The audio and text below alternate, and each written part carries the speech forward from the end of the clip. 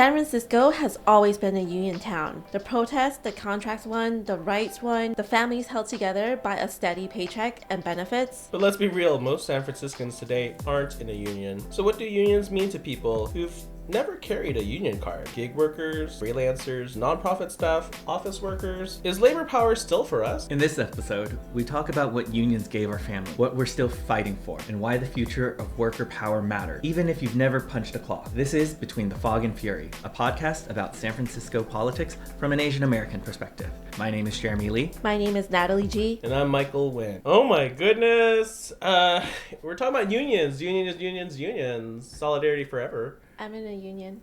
I'm not. I'm not in a union, but I wish, and I wish I were, and I wish my father was. I mean, I talk about my father all the time. We're in episode 6. Oh my gosh, can you believe it? But like in our last episode, we talked a lot about our immigrant families. And my dad worked blue collar jobs his whole life. He was always on his feet, serving food, and he ended up working in hospitals. I don't think he was ever in a union. And when we were running for the Democratic Council Committee, we were with the Labor and Working Families slate, and I interacted with unions a lot more. The National Union of Healthcare Workers, NUHW.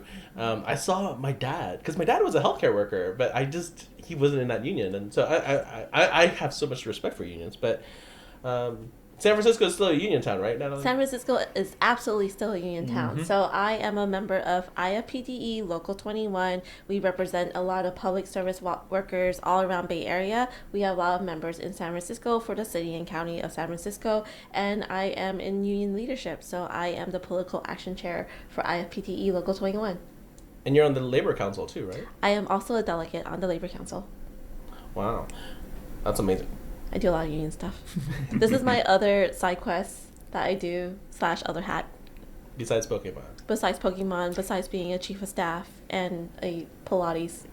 See, the thing about folks in politics is that we always wear multiple hats. Yes. Right. Always. And it's always a question of, like, which hat am I wearing in this current moment? Yeah. Mm-hmm. So in this segment, we're getting personal, and we're going to explore what unions gave to all of us. Natalie, I'm just going to go right to you. Should people believe in the power of unions still? Why should they believe it? Do people believe in weekends and 40-hour work weeks and no child labor? Then yes, then people should believe in unions, because those were all benefits that unions fought for in history. So we used to have 12-hour workdays here, working 7 days a week, right? Working until you're tired or you're dead. And unions formed and stood up against these companies to implement an 8-hour workday, to implement weekends off, and to implement no child labor, so you don't have kids working in factories. Those are all union fought things. And for unions, we also fought for employer health care, employee benefits, retirement. Those are all union fought things that we are able to enjoy. I'm really passionate about unions. So, then Jeremy, to you, if a friend asks, why should I care about unions? Well, how would you answer? Besides what all the amazing things that unions have fought for, maybe in the 30s and the 20s, but why do they care now? Why should they care now in 2025? Unions are such a powerful gateway to the middle class here in America, for people who don't speak English very well or don't speak English natively, people who come from disadvantaged backgrounds. Like, Muni drivers actually make a pretty decent salary. If you're an officer in the sheriff's department and you're working overtime, like, you're making 6 figures. So, like, there are so many benefits that can be earned through unions. So many, like, it's really a ticket to the middle class. A recent story, I was in a meeting with the labor unions, and what struck me was that unions are really a place where they just care about their members and they care about their communities. And it's the only organized labor is the only thing that's kind of pushing back against capitalism, right? Yeah. I don't know. To me, I think if our unions are strong, then our democracy is strong. And our economy is strong, because when you have union wages, people can purchase more from the economy. So it's really a good feedback loop on that, not just pushing against what's happening right now, but also providing people with livable wages. without unions, employers are going to pit their workers against each other. And we see that a lot even in ununionized labor force in tech industry, right? People are going to get promoted, but their workers who do the same thing are not being promoted or not getting the same amount of wages. Unions are a collective. We gather all the workers together in a collective so that we can negotiate with that employer. Oh my gosh, can I talk to you about a collective bargaining agreement? Absolutely. As a lawyer, I know that unions are strong because they organize themselves, not against, but for on behalf of all the rank and file workers to bargain specific terms with their employers. But then the management they can pay them certain things, they can increase their pay, they can give them days off. If the workers are unhappy, they can do a strike, a general strike. But then they are organized around this collective bargaining agreement. Natalie, can you talk to me more about your experience with collective bargaining agreements? Yeah, so San Francisco city workers, we had our negotiations last year. Sometime in March of last year, we had a strike school with all the unions and having members coming here, gearing up like, if the city doesn't meet our demands, we could go on strike because it is now legal to go on strike for public workers. Mm-hmm. And so there was a lot of gear up to do that. But a lot of our workers, I can speak on city workers, they worked through the pandemic without a pay raise. They are working multiple jobs because there are vacancies in their unit. There's a lot of contracting out in the city. Rather than paying city workers to do the job, they contract out to other people, which tends to be more. There's a pretty big number of how much the city contracts out. So collective bargaining meant coming to the table with the employer and negotiating the benefits, the hours, telecommuting, pay raises, and other benefits for employees. Because when you have happy employees, they want to work longer, right? There's going to be more worker retention for that company or for that government or agency. Jeremy, I want to ask this question. Yeah. Tech is here. I mean, you can't think of San Francisco without thinking of tech. Let's think about, what does it mean to be a union town in San Francisco today, even if tech has no unions? Should tech have unions? Oh, absolutely. Absolutely. AI is here. And you see all these tech companies cutting their labor force. Thousands and thousands of employees are now out of jobs. If you're a young college grad, your outlooks are really bleak. But if you were part of a union, if there was an organized tech worker collective, then you would have the people power to push back against tech companies. If Salesforce is like, oh, we're going to cut thousands of jobs, if those people were unionized, their union would be like, oh, you can't just cut these particular people. If you're gonna cut, it has to be like a smaller amount. Or if you do cut all these thousands and thousands of workers, we're gonna pull all of our workers out of your company and we're gonna strike. Yeah, that's the collective bargaining agreement. Yeah, in unions there is stability, there is job security. Folks who are not in unions and workers who are not in unions do not have that job security as much because you're working at will. Mm-hmm. That means your employer can fire you at any time. For any cost. I'm going to push back, just, play devil's advocate for a second here, because tech workers, or tech companies generally, say, hey, we are moving at the power and pace of innovation. We don't have time for unions, and unions will slow us down. Unions will increase the cost of labor. Unions will make it harder to negotiate terms let's suppose you have a superstar programmer, right? And that superstar, if they were under a collective bargaining agreement, might not be able to get as much pay because they were under this, collective bargaining agreement, and they have to care about the whole. Why should tech workers want to join a union if they wanted to do that? What would your response be to that? I would say that capitalism is a force that takes and takes and leaves everyone else fighting for crumbs. Mm-hmm. Do you want to be fighting for crumbs for the rest of your life? No. With union power, you can take a bigger piece of the pie. You can stand up to the people who are hoarding all of these resources and say, hey, I deserve an actual piece of the pie. You as a company are making profit out of my labor.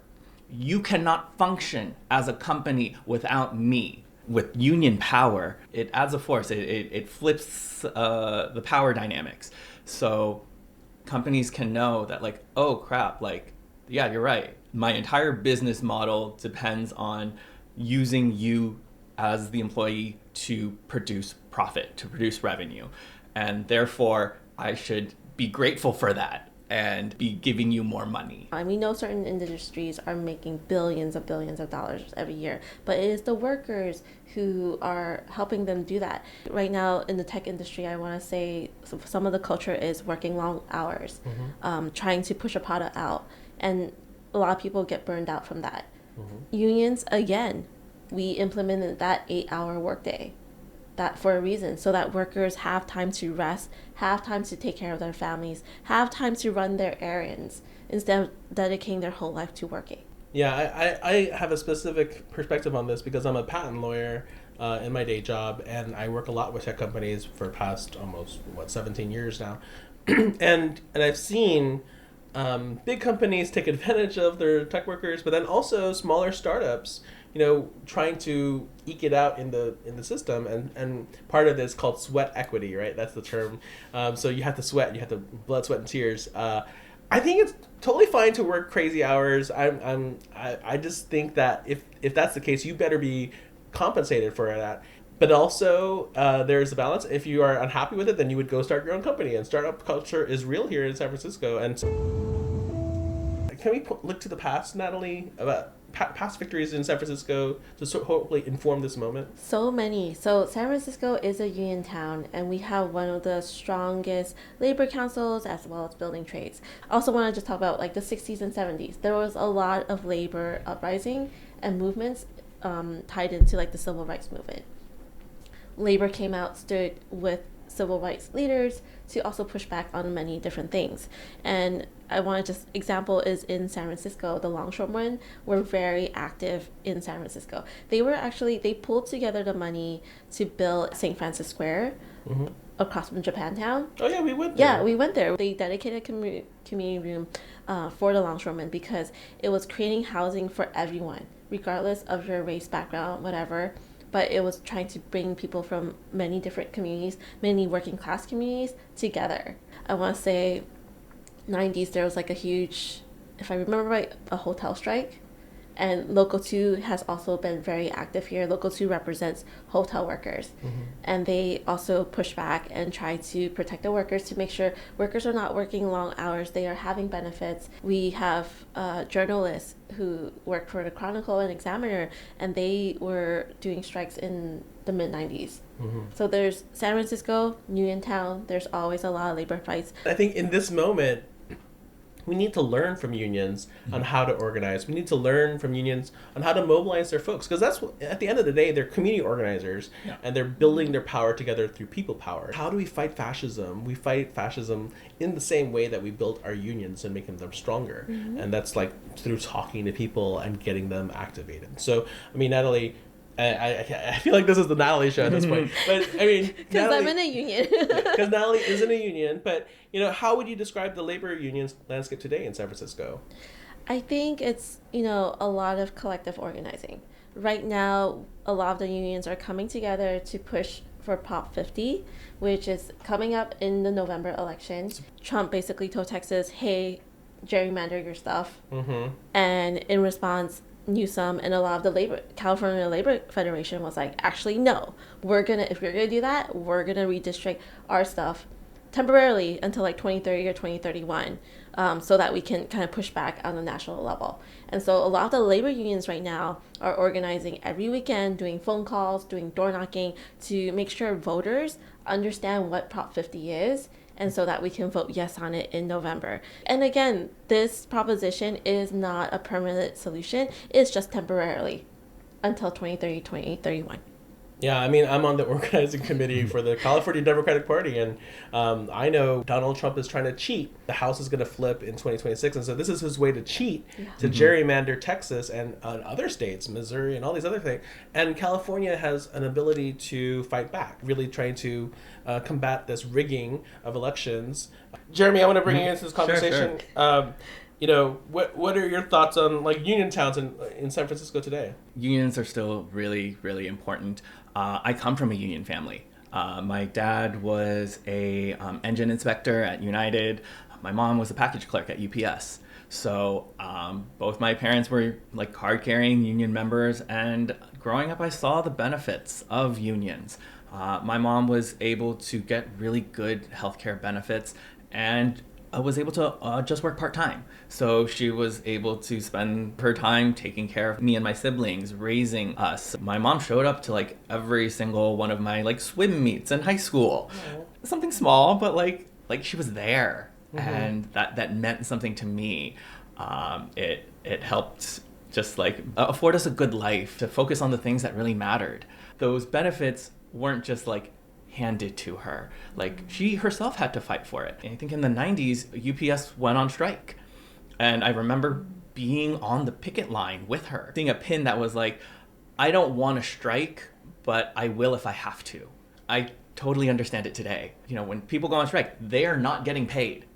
They are not earning income. They are foregoing that income in order to fight and put pressure for better wages in the future. Also, if you ever see a picket line, don't ever cross it, because I will judge you.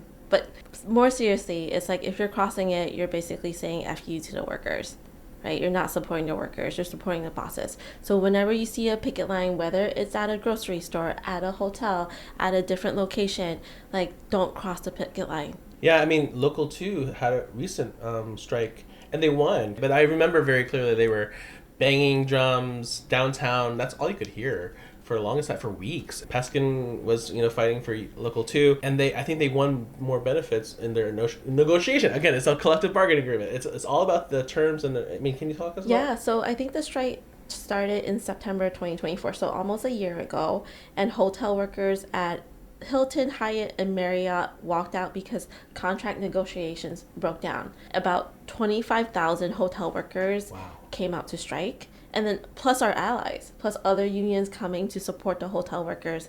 And the strike lasted 93 days. Even the urban union density might be shrinking, the need for worker power isn't. This segment really, let's explore thinking about where labor is headed, organized labor, especially for Asian American and immigrant workers. Natalie, this is an easy question. What gives you hope? What gives you hope in today's organized labor union? I think movement? Unions are more important now more than ever. There is a national movement from this current administration who are actively trying to dismantle unions because they know and they see the powers that unions have to be able to push back on them. And so they want more worker exploitation. They want to work you for multiple hours, no benefits. Medicaid was cut recently. You're going to see a lot more people dying. You're going to see a lot more families struggling to whether to do groceries or healthcare. So unions are really that core piece to be able to bring people together to push for better policies and better impacts for everyday working people. If you haven't joined a union, you should. If you want to start organizing a union in your workplace, start talking to your coworkers because we do need that collective power, and that's what's going to protect us from what's happening right now. Right now in this current environment, so much is being taken from us. So much that we have earned and contributed and built is being completely dismantled by the Trump administration. How are you going to fight that? You as an individual, what are you going to do about it? I guarantee our listeners right now, they're drawing a blank.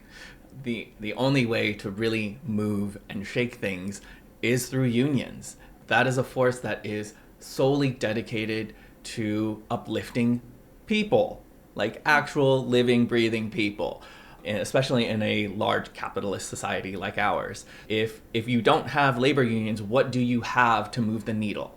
There are ways for you to join other workers, like the Working Families Party is a good one here in California, all throughout the country. Folks are really getting activated by simple things like universal childcare, or how about lowering prices at the grocery store, various issues that affect all working families. And there's ways for you to get into this fight. But I'm curious, what other labor union fights do you see on the horizon? Natalie, again, to you. Again, we have to push back on this administration. They're trying to dismantle our unions. A lot of the federal unions are actively getting dismantled right now. And as local unions here in the city, we have to be able to support them, because if they're going to get dismantled, they're going to target us next. How do they dismantle unions?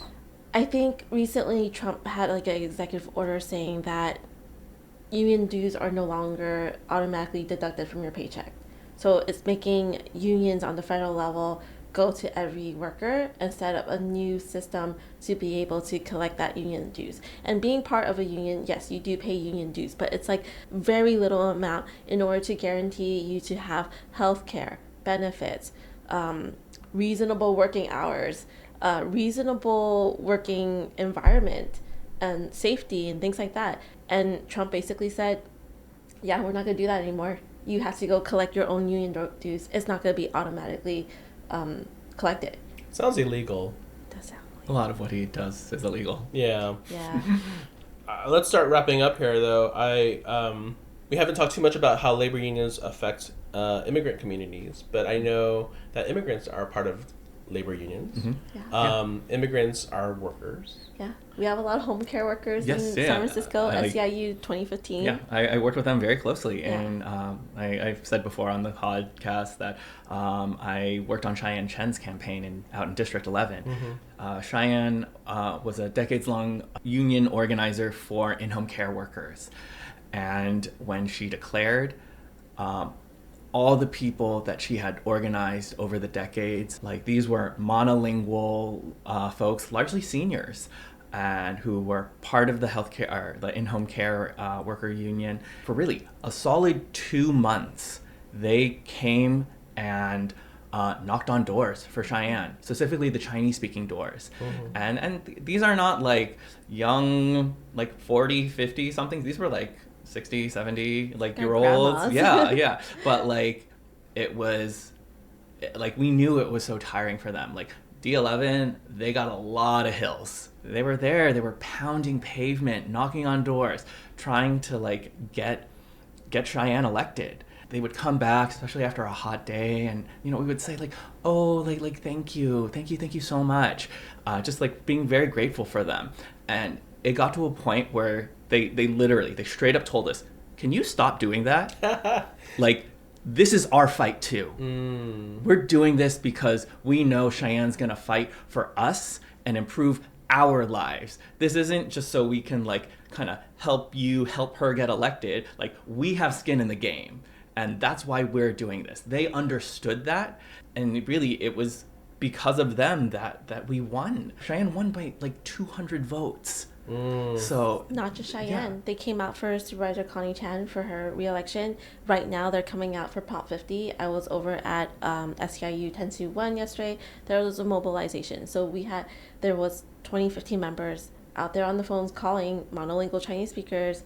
There were Chinese folks going out to Viz Valley to door knock on Chinese doors. Like, they are organizing. They are organizers. Yeah, I mean, I think the world needs more organizers. Yeah. Those aunties understood the assignment. Badass aunties. Yeah. Yes. Love them. We need them. We need more. And Yeah. I encourage you, if you're listening here, get into the fight, because we need you. Yes. Join a union, start a union, or join the Working Families Party. Yeah. So San Francisco might not be a union town. It once was, maybe, but hey, it can be that again. Totally.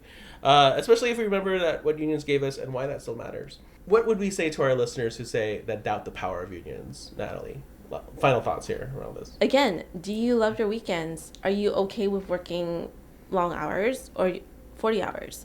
Do you want your kids to work, right? These are, again, fundamental things and rights that we have won through unions. If you have healthcare through your employer, that's also because of unions. And if you enjoy that 5-day work week and weekends, then you should join a union, because that's how we got it. Unions set a standard. Well, I just believe in the power of organizing, and unions are organizers, and they organize people, and they organize around a simple concept of caring for Yes. workers.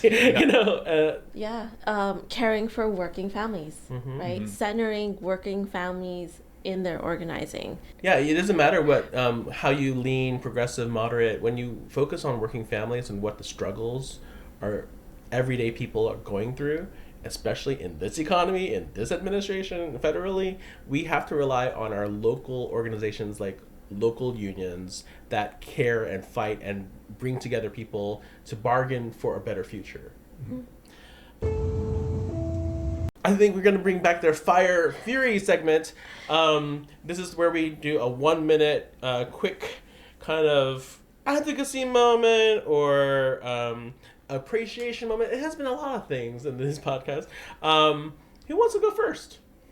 All right, so my 1 minute is, how are you taking care of yourself? You as a listener or viewer, there's been a lot going on here in this world, and what are you doing to self-care to make sure you can keep moving on?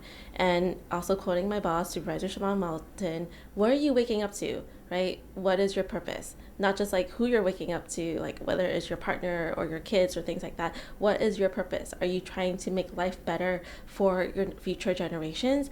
Are you trying to make our society better for everyone?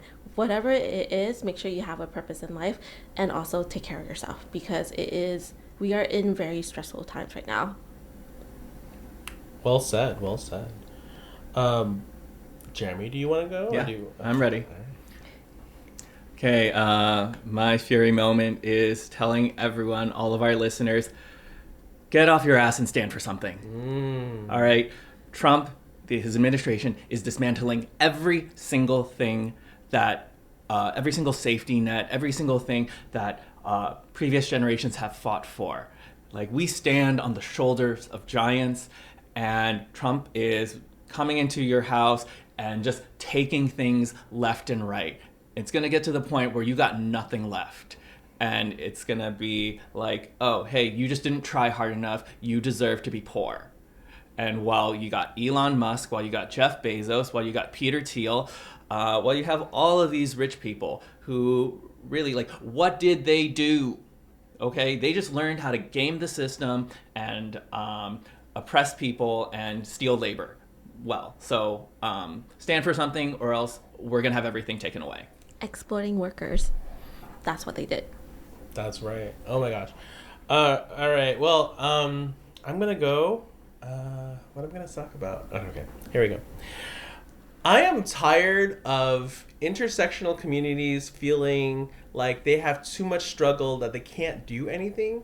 I'm going to flip the script and say you actually have so much power because you are able to move through the world, through different communities, be able to talk in different languages. If you are multilingual, you can think about the different cultures you exist in, and you can slay while doing it. You can have joy, and you can bring the joy while fighting in the fury. The fights are not won by just screaming at people. Fights are won by resonating a message and being very clear on your values and living in those values. And one of my values is living in joy, even in the darkness, even in the darkest times, and we are living through dark times right now. So my message to you, bring the joy, bring the fire, bring the fury, and be proud of where you came from. Be proud of who you are and how you exist in this world as an American. If you like what you're hearing, let us know. Please comment, like, and subscribe, because we do read every message, every DM, and that's how we know that we're actually lifting the fog. Follow us at Fog and Fury SF. Subscribe to us on YouTube, Spotify, wherever you get your podcasts. Again, my name is Natalie. My IG handle is It's Natalie G. My name's Jeremy Lee. My handle is Jeremy Lee SF. And I'm Michael Nguyen. That's Nguyen. That's Michael Nguyen, the number 4 SF. On Instagram, or Juicy Liu Realness, LIU, Juicy LIU Realness on Instagram. Don't forget to like, share, comment, or just DM us. San Francisco is your city too, and we want to bring you into this political process. This has been Between the Fog and Fury. We'll see you next time. See ya. Bye.